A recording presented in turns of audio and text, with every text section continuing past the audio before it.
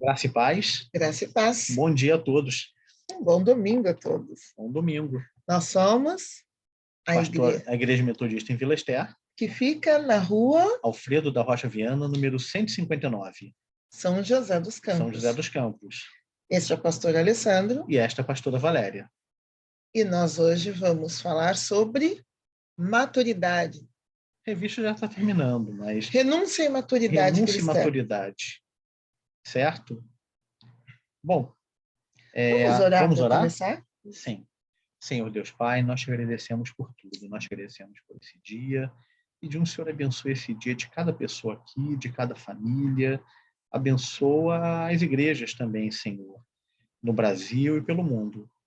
E a gente pede que o Senhor esteja nos dando maturidade, Senhor, para a gente saber o momento de renunciar. Que o Senhor esteja nos dando sabedoria, esteja mostrando, Senhor, em que lugar nós estamos e que o Senhor esteja mostrando também como que a gente pode fazer, como que a gente pode viver o Teu Evangelho, viver o Teu discipulado. É isso que nós pedimos e te agradecemos. No nome de Jesus. Amém. Amém. Então, vamos lá, então? Vamos lá, então, foi ótimo, né? Esta revista, como a gente falou, esse estudo é baseado na revista. Sim, a revista que a gente tem usado nas manhãs de domingo. A revista é Em Marcha, da Angular Editora, Sim. que é da Igreja Metodista. Sim. E esse é o tema que temos trabalhado: maturidade cristã, fé, experiência e convivência. Pois é. E hoje a gente vai ler o texto que está no Evangelho de Marcos, capítulo 8, versículos 27 a 37. Você lê essa página ou lê a próxima? Ok. Jesus e os seus discípulos dirigiram-se para os povoados nas proximidades de Cesareia e de Filipe. No caminho, ele lhes perguntou: quem o povo diz que eu sou? Eles responderam: uns dizem que é João Batista, outros Elias, e ainda outros um dos profetas. E vocês? Perguntou ele. Quem vocês dizem que eu sou? Pedro respondeu: tu és o Cristo. Jesus os advertiu que não falassem a ninguém a seu respeito. Então, ele começou a ensinar-lhes que era necessário que o Filho do Homem sofresse muitas coisas e fosse rejeitado pelos líderes religiosos, pelos chefes dos sacerdotes e pelos mestres da lei, fosse morto e 3 dias depois ressuscitasse. Ele falou claramente a esse respeito. Então Pedro, chamando-o à parte, começou a repreendê-lo. Jesus, porém, voltou-se, olhou para os seus discípulos e repreendeu Pedro, dizendo: para trás de mim, Satanás, você não pensa nas coisas de Deus, mas nas dos homens. Então ele chamou a multidão e os discípulos e disse: se alguém quiser acompanhar-me, negue-se a si mesmo, tome a sua cruz e siga-me, pois quem quiser salvar a sua vida, a perderá. Mas quem perder a vida por amor de minha causa e pelo Evangelho, a salvará. Pois, que adianta o homem ganhar o mundo inteiro e perder a sua alma? Ou, o que o homem poderia dar em troca da sua alma? Pois né? é. Sim. É um texto muito interessante, né? Em que, mais uma vez, Jesus vai ensinar os seus discípulos sobre quem ele é e quem eles devem ser também. Pois é. É um texto que ele soa meio radical, né? Meio extremo em alguns aspectos. Mas vamos procurar... o que nós chamamos de a radicalidade da cruz. Sim. Vamos ver? Um pouquinho. Mas vamos ver aqui, porque muitas vezes quando a gente olha esse texto e ele mostra um olhar religioso, né? Sim. Mas também a gente pode sair de um olhar religioso para cair em outro olhar religioso, né? Por quê? Porque a religiosidade é para isso mesmo, é para consumir, detonar, esmagar e acabar com as pessoas, sugar as pessoas. E não é disso que a gente está falando aqui. Né? Não é de flagelo, não é de flagelo. Não é de títulos, não é de hierarquias. Isso acho que é o grande desafio do texto, né? Nós estamos falando sobre renúncia. Nós não estamos falando sobre anulação, sobre aniquilação, sobre renúncia. Vamos ver, então? Olha só. Cristo Jesus, além do título, né? Jesus dá aquela investigada porque Jesus quer ensinar. Então, Jesus fala, o que as pessoas estão dizendo por aí que eu sou? Uhum. Para instigar o debate, né? E a multidão sabe bem quem é Jesus. Uhum. É profeta, é Elias, É um cara que resolve, né? Sim, mas... Levam as pessoas lá para serem curadas, ele cura. O pessoal está com fome, ele multiplica pão, né? É um profeta, como Um Elias, como profeta, é outros. um fenômeno interessante que está acontecendo ali na região, que atrai muita gente. Resolvedor de problemas. Resolvedor de problemas, e quem não quer alguém para resolver seus problemas, né? E Pedro dá uma resposta certa. Bom, certo até a página 2, né? Está gramaticalmente correta, Exatamente. sintaticamente correta. É uma resposta correta. Mas, Sim. assim como na escola, muitas vezes a resposta correta não é assimilada. Em todo o Exatamente, processo de porque aprendizagem pode acontecer isso, não é? ele dá a Jesus está resposta ensinando os correta, discípulos. mas o desenvolvimento seguinte mostra que, apesar dele ter acertado naquela resposta, e foi um grande acerto, mas o desenvolvimento seguinte mostra que, apesar dele ter dado a resposta correta, ele não está sabendo muito bem. Já aconteceu você decorar alguma coisa, ou perceber, ou saber uma resposta certa, mas não entender o que ela significa? Pois é. Parece que Pedro Mas olha só, estava nessa situação. Ele Pedro dá a dá a resposta resposta certa. certa. Jesus não é um profeta, Jesus não é Elias, Ou não é... até é um Não, profeta. não é o... Mas Não, não é o ele não é sentido. Elias. Ele não é um profeta, ele Isso, é ele o é muito Cristo. mais. Ele é o Cristo, Uhum. O Messias. o Messias. Ele dá uma resposta que mostra que se encerra uma espera de milhares de anos. Uhum. Ele é certeiro e pontual. Aquele Jesus caminhando com eles era o Aquele Cristo que eles o esperavam por esperado. milhares de anos, o Uhum. Filho do Deus vivo, caminhando com eles. Mas realmente é um tanto difícil entender o Ele significado. continua, de certa forma, seguindo um pouco do senso comum. Ele sabe que Jesus não é mais um profeta, não é aquilo que todo mundo esperava, mas, ao mesmo tempo, ele segue o que todo mundo espera. O que as pessoas esperam? Bom, O Cristo é ungido. E como seria esse? expectativa não é só espera, mas também é toda uma elaboração do que se espera, né? Então, o que acontece? Existem juízes, profetas, doutores. Enquanto passaram milênios esperando pelo Cristo, eles levaram milênios falando sobre o Cristo. Como haveria de ser o Cristo que viria? Construindo expectativas. Construindo expectativas, construindo uma narrativa, construindo uma imagem de como seria esse Cristo. E isso envolvia uma hierarquia, essas imagens eram imagens de poder, de autoridade, imagens de superioridade.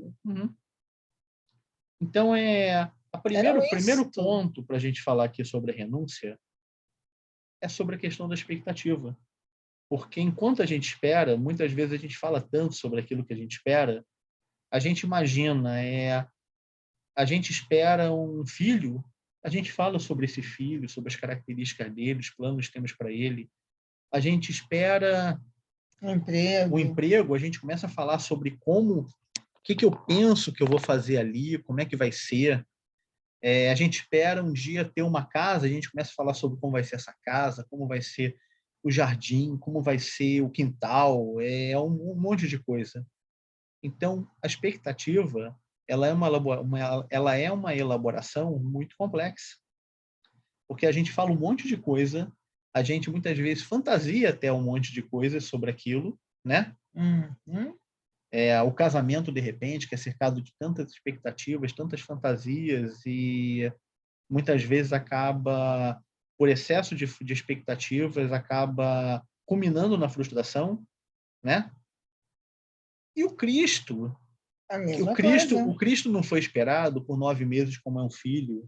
Ele não foi esperado por alguns anos como se espera por uma casa, por alguns meses como se espera por um casamento, por alguns anos como se espera por uma carreira, um emprego. Não, foi por milênios. Então imagina quanto se falou sobre ele. Como se imaginou, aquela Quanto se imagem dele, imaginou um cavaleiro poderoso, um juiz, um doutor. um Jesus era de resolvedor de Nazaré, todos os problemas, um consertador de tudo que havia de errado no mundo. alguém que batalharia contra Roma, Uhum. contra a corrupção, né? E que levaria os seus seguidores a um triunfo. Sim. Que a ideia era Nunca. que o Cristo seria triunfante e levaria os que estavam com eles a triunfar. Com ele a triunfar. Logo, seguir o Cristo era também ter essa expectativa de triunfo, de poder, estar do lado que vence uma batalha. E vamos falar sobre essa questão da expectativa do Cristo triunfante. Ela não é uma expectativa falsa. A questão aqui não é dizer que viria um Cristo derrotado, um Cristo abatido, fracassado. Não. O problema da expectativa não foi exatamente errada a expectativa de um Cristo triunfante. O problema foi que se estabeleceu para esse triunfo os caminhos convencionais daquilo que se define como triunfo. Precisamente. Né?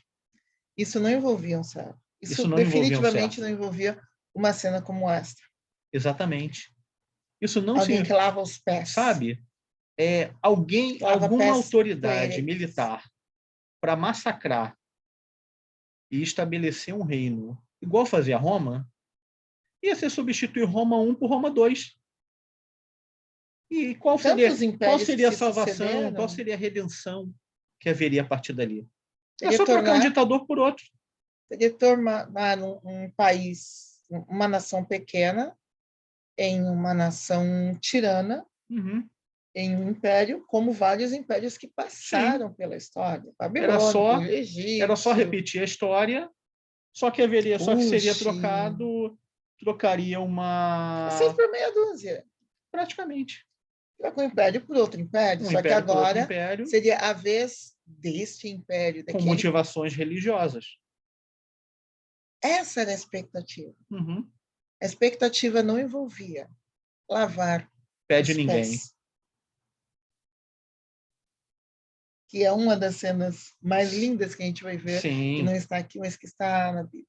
Definitivamente, lavar os pés não era uma coisa. Não era uma coisa esperada para o Cristo. E foi exatamente o que aconteceu. E aí, olha só. Isso é o que Jesus fala nesse texto que nós lemos, né? Por quê? Quando Pedro fala que Jesus é o Cristo, então Jesus começa a explicar, olha, vai ter sofrimento, eu vou morrer, eu vou ressuscitar no 3º dia. Eu acho que ninguém conseguiu sequer ouvir a parte do vou ressuscitar. Porque você falou vou morrer, como assim? O Cristo não morre. O Cristo derrota. O Cristo não se entrega. E Pedro se exalta a tal ponto que Deus assim quiser. Peraí, Jesus, no livro texto que eu li sobre como era o Cristo, não é assim que ele é não, tá?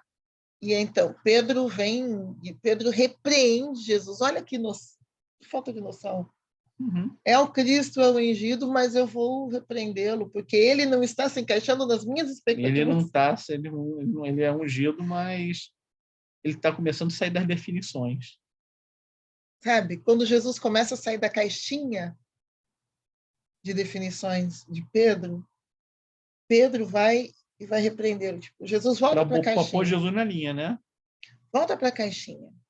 E aí Jesus fala, não e é aí, assim. Jesus repreende e fala, olha como que é. Jesus propõe algumas trocas radicais a partir do seu exemplo. Negar-se a si mesmo. Sim. O triunfo pela renúncia.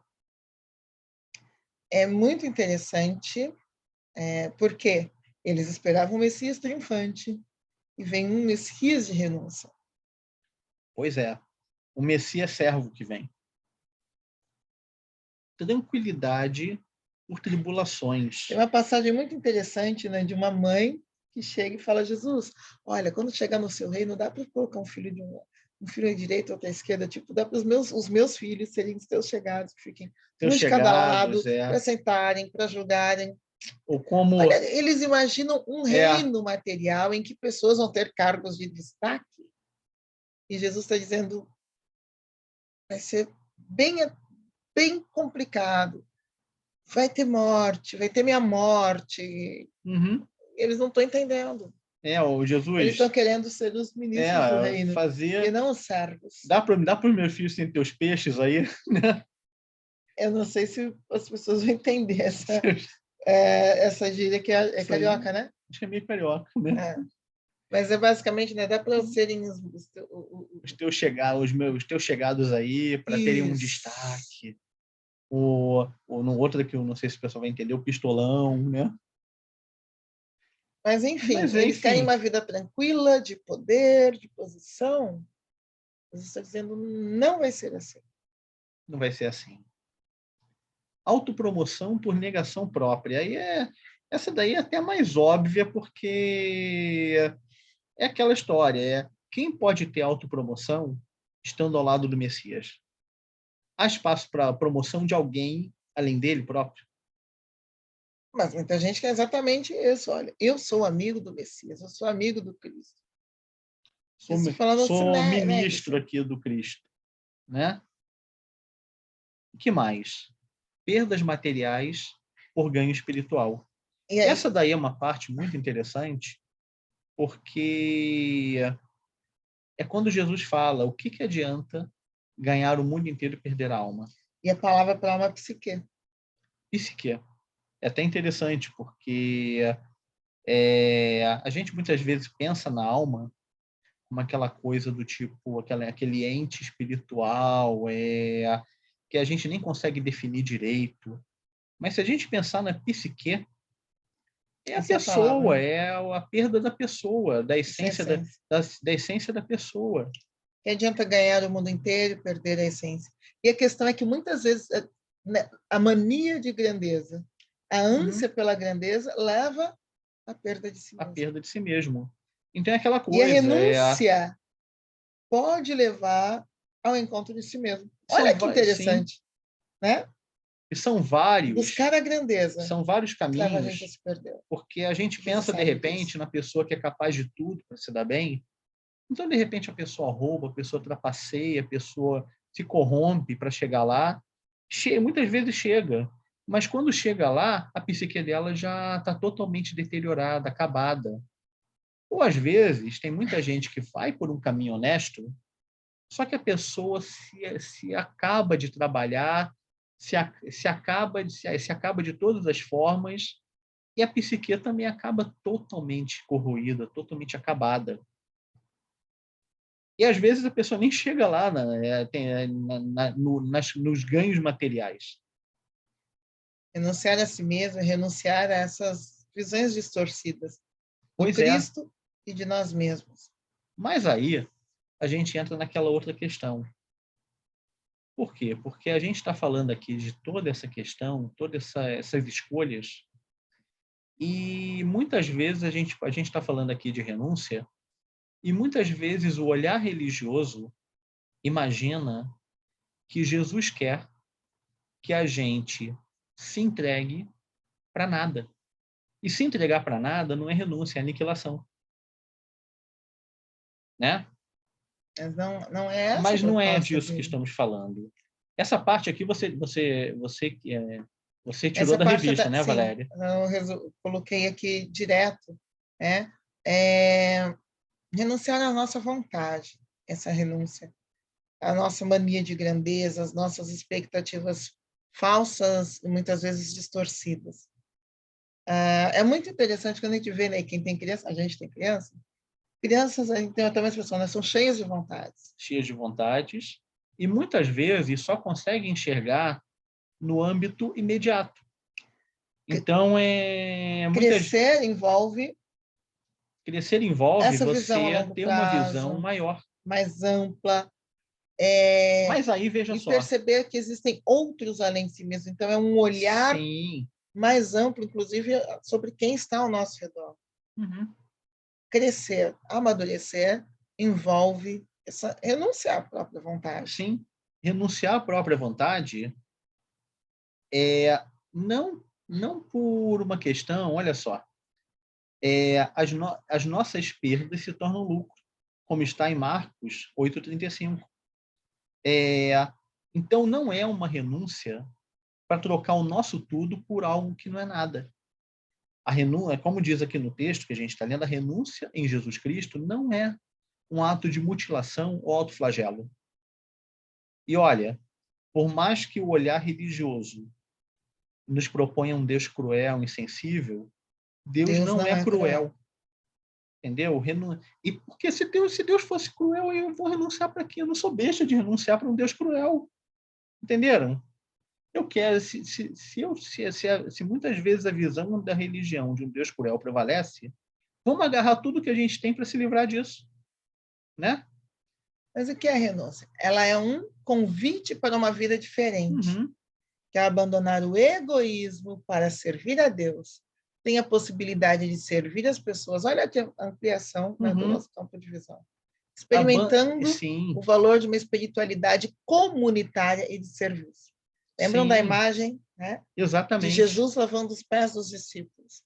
Isso vem quando renunciamos a nós mesmos, né? No caminho da maturidade cristã, a renúncia é um passo, mas não é Uhum. o único a ser vivenciado no processo de seguimento de Abandonar o Jesus. egoísmo. Sem abandonar o egoísmo, Não há não renúncia. há renúncia, não há crescimento, não há maturidade. O egoísmo é próprio dessa infância E tomar a espiritual. cruz é abraçar o projeto de Deus e seguir, Jesus. Essa Só, renúncia, portanto, é o primeiro passo dos demais movimentos só que de crescimento. não há um abraço do projeto de Deus se a gente chega e fala que vai seguir Jesus, mas vamos levar a casa inteira nas costas. Todos os penduricalhos que a gente tem, a gente vai levar nas costas. Não. Para ir livre, leve e solto. Sim. Então, olha só. Posso passar? Sim? Vamos fazer a nossa meditação e vamos pensar bem em algumas coisas. Alguma vez você já teve dificuldade para renunciar a algo? Pois é. Algo que às vezes parecia tão ideal, tão bom. E lembrando, a renúncia, ela é, sobretudo, uma troca. Ela é uma troca de algo menor por algo maior. Da mesma forma que muitas vezes a gente enxerga nos nossos filhos aquele imediatismo, imagina como Deus enxerga a gente no âmbito que vai séculos à nossa frente, milênios à nossa frente, no âmbito, a gente de repente olha e a gente tem a visão de repente do que tem para a gente na próxima semana, uma ideia talvez do próximo mês, de alguns anos, uns projetos, mas Deus já conhece a história toda, né?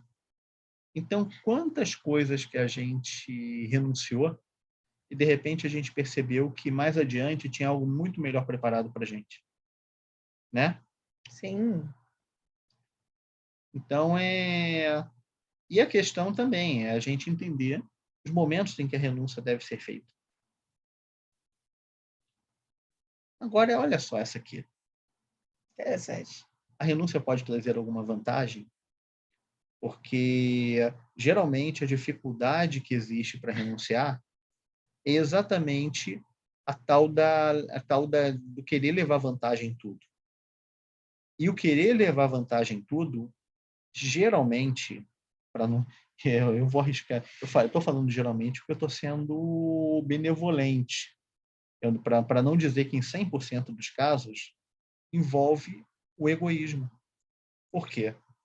Porque eu Uhum. quero levar vantagem para mim, mas pode haver alguma renúncia em que eu leve uma desvantagem momentânea, mas a minha família leve vantagem? Pode haver uma renúncia onde eu levo uma vantagem, uma desvantagem momentânea, mas a minha igreja leva vantagem? Ou uma renúncia onde eu tenho uma desvantagem momentânea, mas o planeta leva vantagem? Por quê? Porque hoje em dia a gente acha que vale arrebentar com o planeta para a gente levar vantagem, para a gente ganhar dinheiro, para a gente se dar bem. Então, O aspecto da renúncia é a gente procurar enxergar a vantagem para além de nós mesmos. E vai ter hora, coletivo. sim, vai ter hora talvez em que o caminho de Jesus a gente acabe não enxergando a vantagem em lugar nenhum. Até mesmo porque a nossa visão ela está muito aquém, muito abaixo, muito mais limitada que a visão de Deus. Então pode haver uma hora em que a gente não enxergue vantagem em absolutamente nada ao nosso redor, mas mesmo assim a renúncia deve ser feita. Mas se a gente olhar as vantagens para além da nossa vantagem única, individual, talvez a gente perceba muito mais momentos em que a renúncia faz sentido.